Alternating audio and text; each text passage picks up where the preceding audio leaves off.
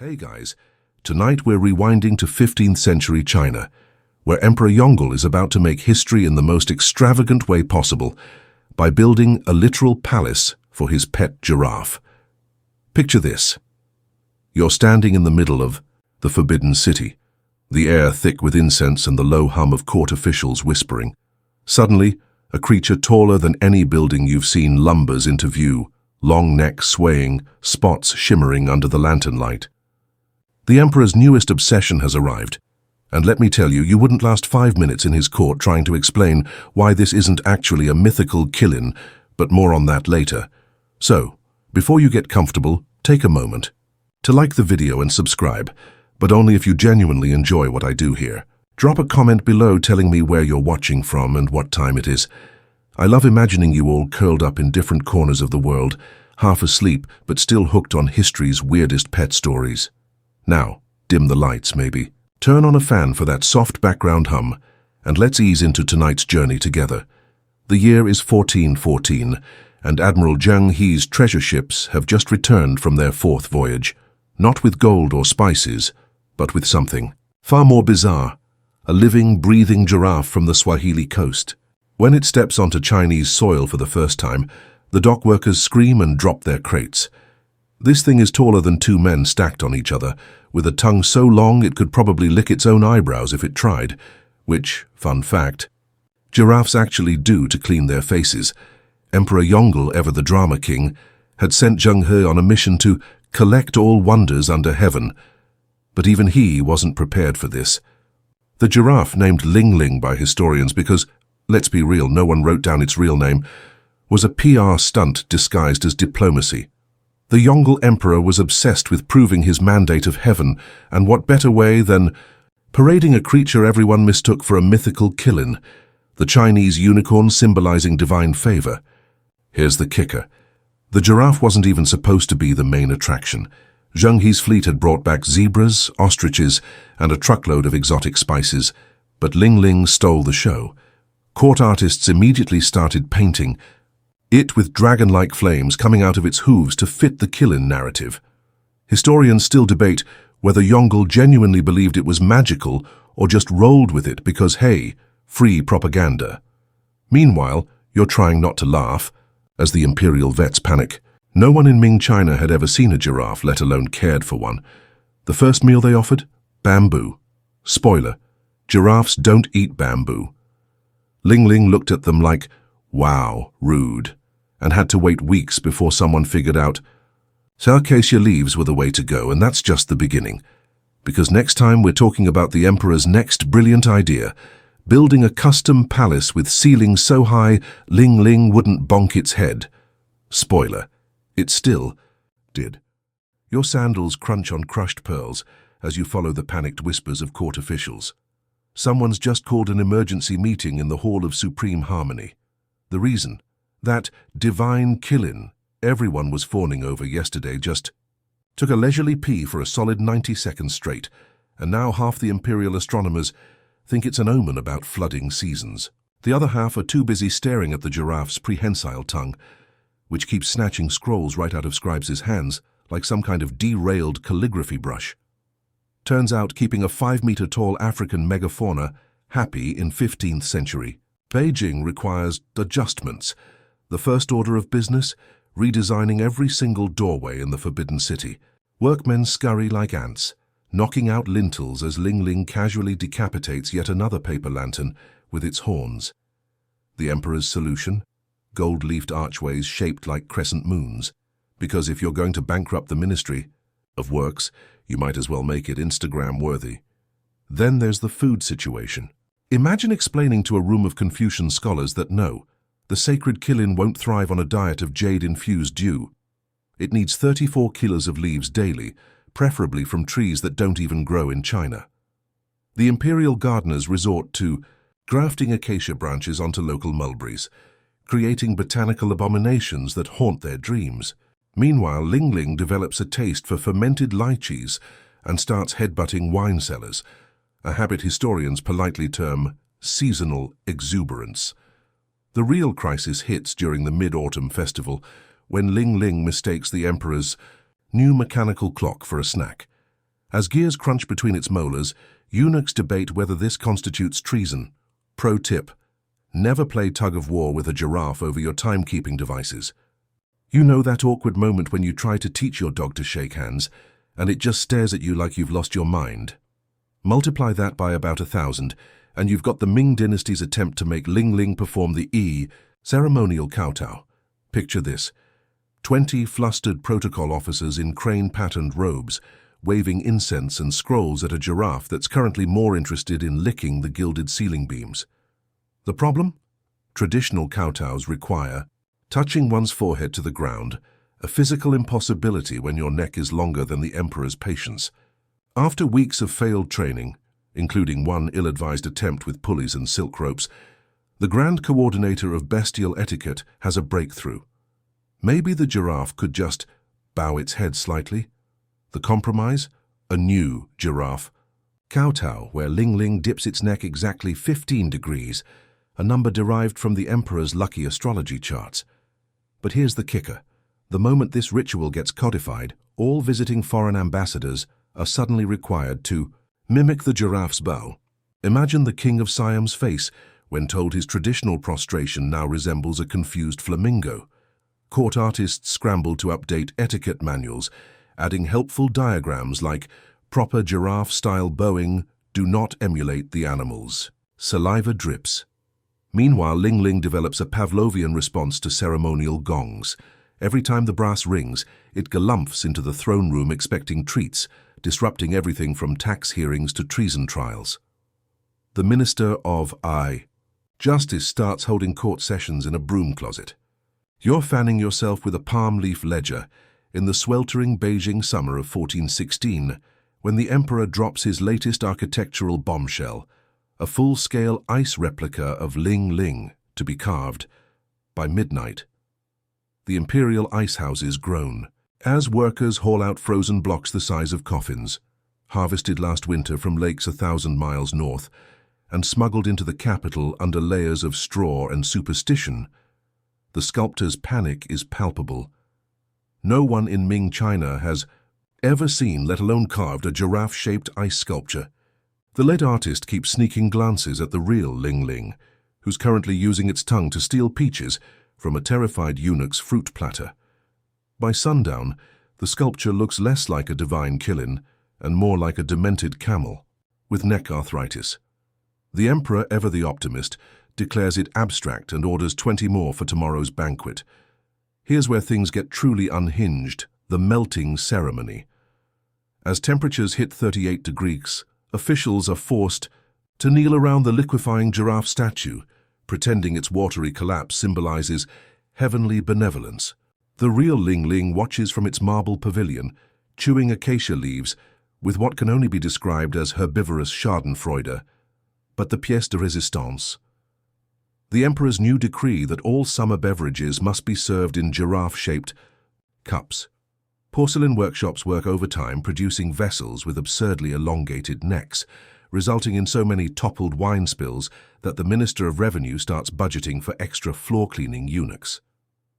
You're elbow deep in a vat of lukewarm rosewater when the emperor's latest whim hits. Ling Ling must have weekly bubble baths, not just any baths, ceremonial cleansings with perfumed suds imported from Persia, because apparently a regular giraffe hose-down wouldn't be extravagant enough. The imperial zoologists are sweating bullets, and not just from the steam. No one's sure if giraffes even like baths, but when the Son of Heaven wants bubbles, you make bubbles. The first attempt is catastrophic. They bring out a bronze tub meant for imperial concubines, which Ling Ling promptly steps through, flattening it like a pancake. Version 2.0?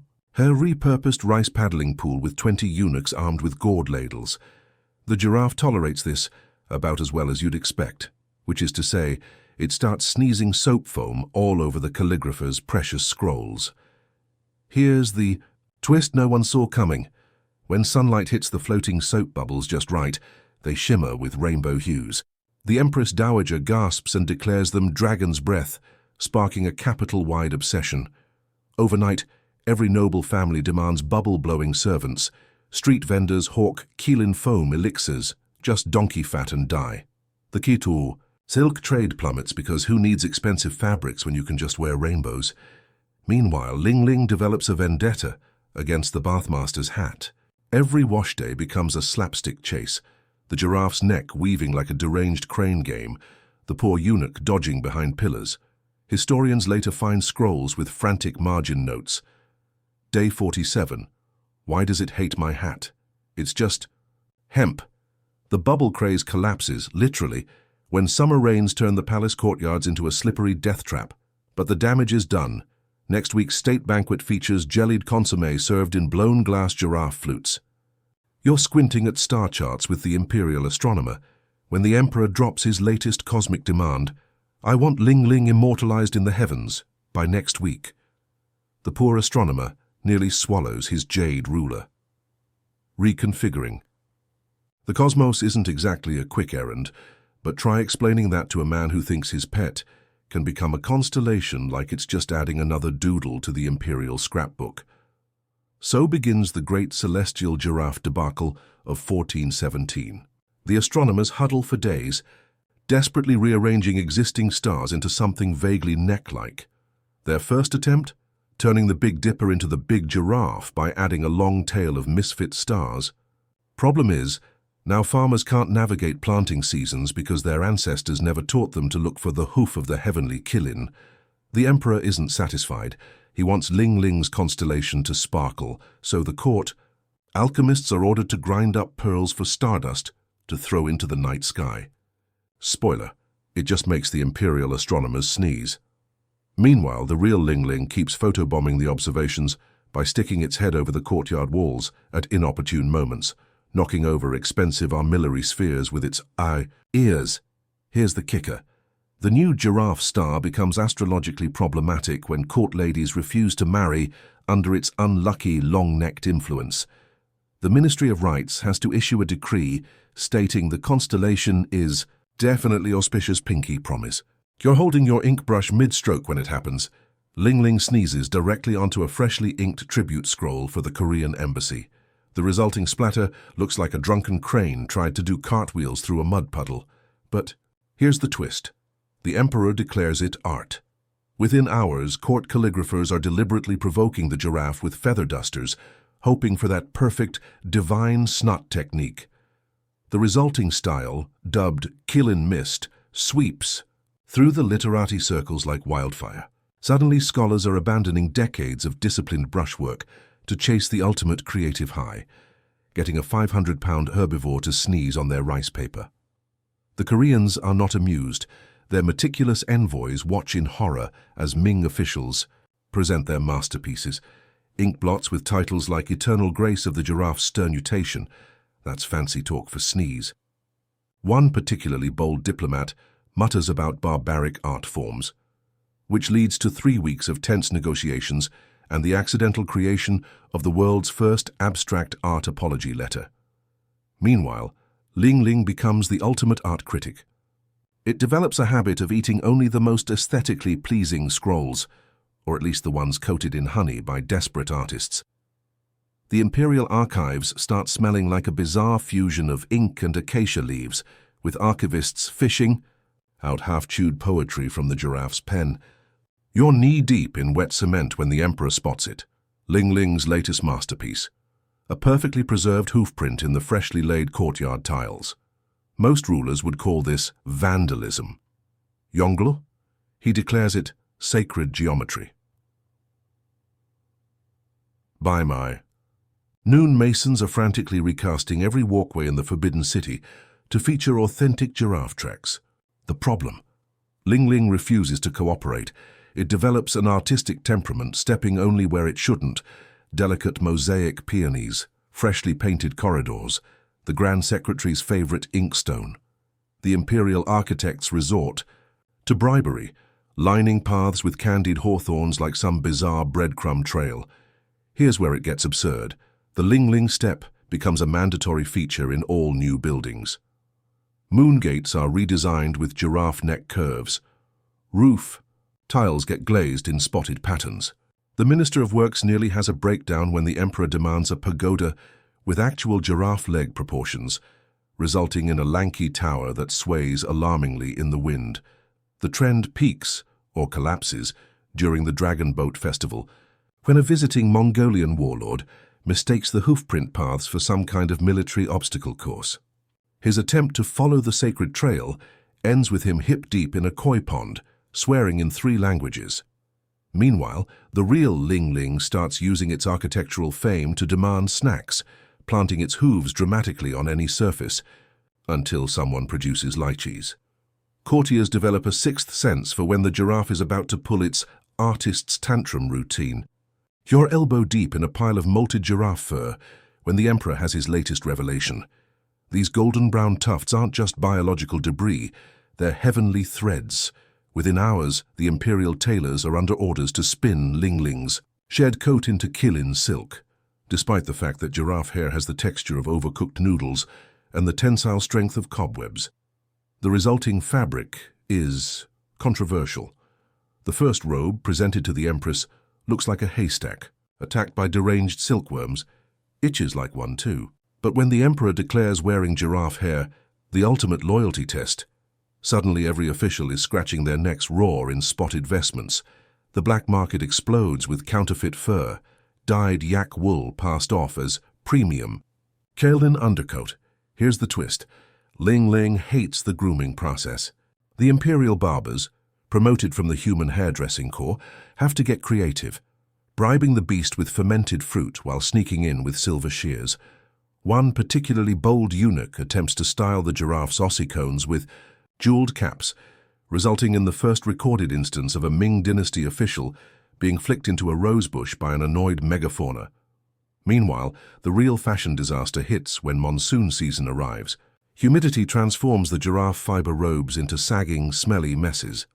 Court meetings take on the aroma of a wet barnyard, with ministers discreetly flinging their disintegrating garments into ornamental ponds.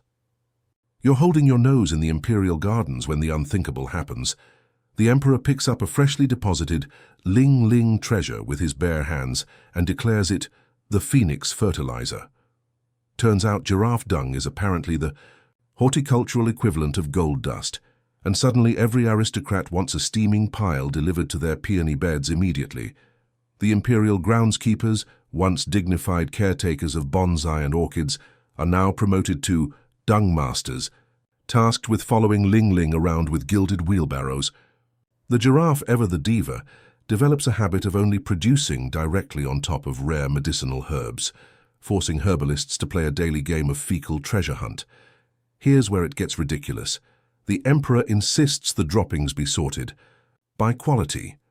A complex ranking system emerges.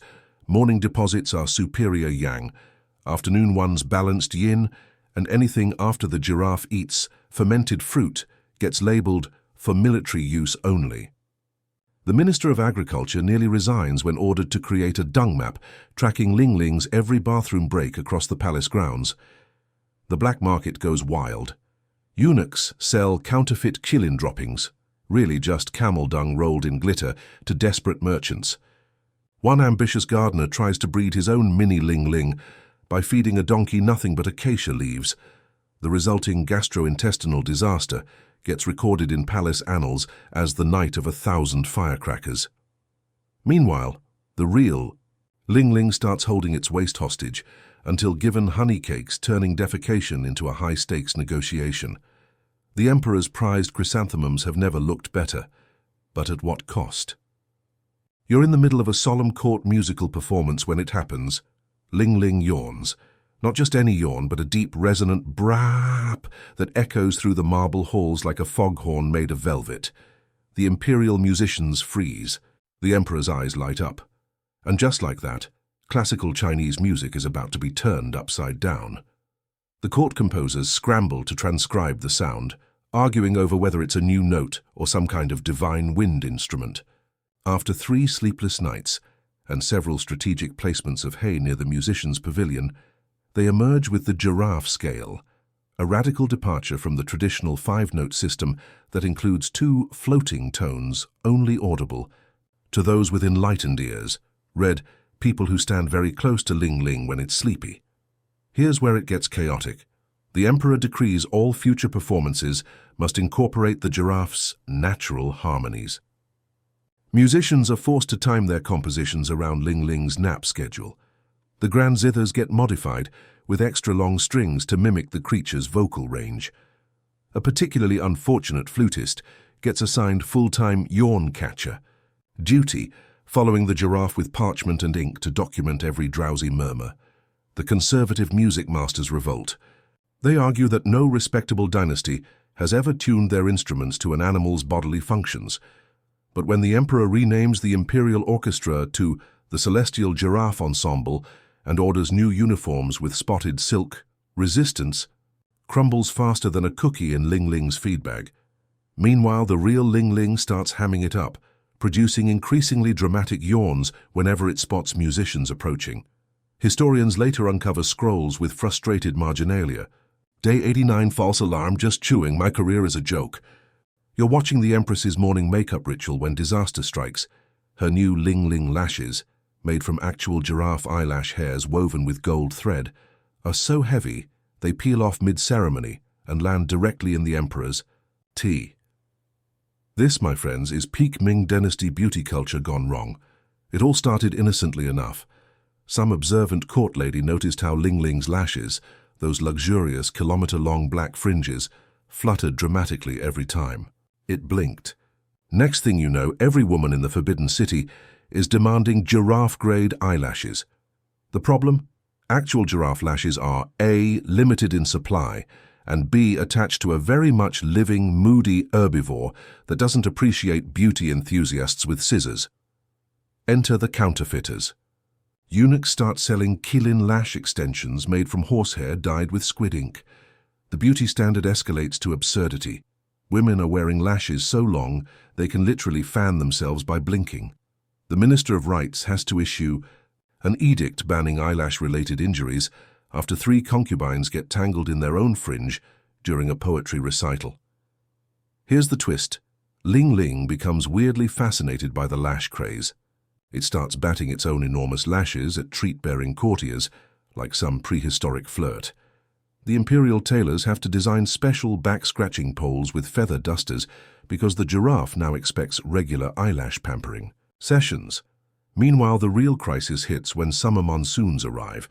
Humidity transforms the adhesive, made from fermented rice and fish glue, into a sticky nightmare. Palace corridors become obstacle courses of women walking with eyes permanently glued shut. The emperor finally bans the trend after his favorite astrologer predicts doom from the heavens blinking too slowly. You're hiding behind a lacquered screen as the emperor's new skincare regimen takes a very weird turn. Court physicians are now bottling Ling Ling's drool as divine Qilin dew. Apparently, someone noticed the giraffe's prehensile tongue leaves a suspiciously glossy sheen on everything it touches, and suddenly, the imperial court is convinced giraffe saliva is the fountain of youth. The collection process is as ridiculous as you'd imagine. Eunuchs armed with golden spoons trail after Ling Ling, waiting for the perfect drip like anxious wine sommeliers. The giraffe, now fully aware of its star power, starts withholding saliva unless offered its favorite treat, candied lotus root. Black market traders pay top dollar for authentic drool vials, leading to an underground economy where servants water down donkey spit and sell it to desperate nobles. Here's where it gets dangerous. The emperor's youngest concubine develops a full-body rash from her new Ling Ling Glow facial, but no one dares tell His Majesty his miracle cure might be, well, questionable. Instead, physicians quietly mix in chrysanthemum extract and pray. Meanwhile, the real Ling Ling starts trolling its handlers by deliberately drooling on unpopular officials, an act the court euphemistically calls receiving heavenly favor. The trend collapses, literally, when summer heat turns the palace into a sauna, and hundreds of poorly sealed saliva vials ferment explosively in noble women's vanity cases. The resulting stench lingers for weeks, and the phrase Qilin dew becomes a euphemism for terrible decisions. You're squinting at an overturned sundial when the emperor's astrologers make their boldest claim yet. Ling Ling's shadow is sacred geometry. From this day forward, its elongated silhouette at high noon shall dictate everything from tax collection schedules to wedding dates. The imperial timekeepers nearly faint. Turns out giraffe shadows don't exactly align with traditional lunar calendars. The first crisis hits during the annual grain census. Farmers who show up at the giraffe hour, when Ling Ling's shadow points northeast, find tax collectors already gone. They'd followed the old solar timetable. Riots nearly erupt until the emperor declares a do-over, blaming misaligned cosmic energies rather than admit his pet's shadow makes a terrible clock. Here's where it gets cult-like. Nobles start paying artists to trace Ling Ling's shadow throughout, the day onto silk scrolls, believing the shapes ward off evil. A black market emerges for authentic shadow tracings, though most are just drunk eunuchs wobbling brushes around random oblong shapes. The giraffe, ever the diva, begins posing dramatically at sunset, as if aware its silhouette now determines fates. Then comes the solar eclipse. The astrologers, who'd sworn Ling Ling's presence guaranteed celestial harmony, panic when the sky goes dark. Peasants interpret it as heaven's disapproval of the spotted emperor's beast. The emperor saves face by claiming the eclipse was the heavenly Killin winking. His advisors quickly burn all records suggesting otherwise. Meanwhile, the real Ling Ling starts exploiting its new status. It learns to stand in doorways at mealtimes, holding officials hostage in its shadow until snacks appear. The Minister of Personnel gets stuck for 3 hours one afternoon before someone thinks to bribe the giraffe with pomegranates. And in our final section, the bittersweet truth about what happens when empires love exotic pets more than common sense, and the legacy that outlives them all. The lanterns burn low as you witness history's quietest rebellion, the moment Ling Ling's keepers stop recording its every sneeze as an omen. Years have passed since that first giraffe-shaped chaos entered the Forbidden City. Now its spots are fading, its neck arcs a little lower, and the Emperor's newest obsession, a dancing elephant from Siam, gets the gold leaf treatment. Yet something lingers. In the way chefs still stockpile acacia leaves just in case, how musicians slip giraffe notes into ceremonial compositions. That one stubborn moon gate, rebuilt 5 times, still bears hoofprints in its foundation stones. The Empire spent fortunes bending reality around a creature that never asked to be a Killin, a constellation, or a skincare ingredient, only to discover the deepest magic was its unimpressed giraffeness all along. As you watch Ling Ling doze in its slightly run-down palace, a truth settles like dust on silk. All empires are temporary, but the absurd love we pour into fleeting wonders, that outlasts even the sturdiest monuments. The giraffe's final gift, teaching a civilization that chased immortality how to cherish things that, like perfect eyelash trends or celestial dung maps, were always meant to fade. Now breathe deep that late summer air, scented with chrysanthemums, and yes, maybe a lingering whiff of giraffe musk. Let your eyelids grow heavy as the courtyard frogs take up their nightly chorus. Imagine spots dancing behind your closed eyes, not as symbols of anything grand, just beautiful, fleeting shapes in the dark.